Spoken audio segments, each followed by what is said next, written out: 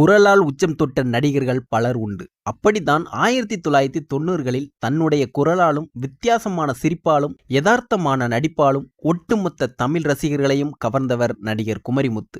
இவர் தற்போது இவ்வுலகில் இல்லை என்றாலும் இவருடைய நகைச்சுவையும் யதார்த்தமான நடிப்பும் இன்று அப்படியே மக்களின் மனதில் மாறாமல் இடம்பெற்றுள்ளது.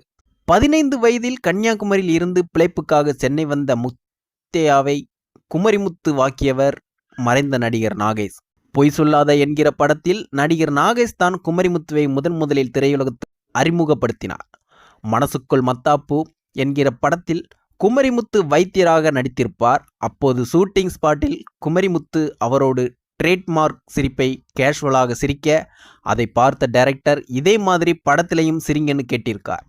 அப்புறம் அதுவே சினிமாவில் குமரிமுத்துக்கான அடையாளமாகி போச்சுன்னு அவரது மகள் எலிசபெத் ஒரு பேட்டியில் தெரிவித்திருந்தார். முள்ளும் மலரும், ஊமை விழிகள், இது நம்ம ஆளு உள்ளிட்ட ஏராளமான தமிழ் திரைப்படங்களில் நடித்து புகழ் பெற்றுள்ளார். இவை தவிர திமுக பேச்சாளராகவும் இருந்தார் என்பது குறிப்பிடத்தக்கது.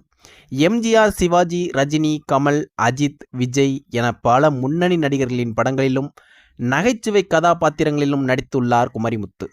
கடைசியாக விஜயின் வில்லு படத்தில் நடித்திருந்தார். குமரிமுத்து 500க்கும் மேற்பட்ட திரைப்படங்களில் நடித்துள்ளார். வித்தியாசமான சிரிப்பினால் மக்களை சிரிப்பூட்டி பிரபலமானவர். ஆரம்ப காலத்தில் மேடை நாடகங்களில் நடித்து வந்தவர். 1960களில் இருந்து சினிமாவில் நடிக்க ஆரம்பித்து 4 தலைமுறை நடிகர்களுடன் நடித்துள்ளார் நடிகர் குமரிமுத்து.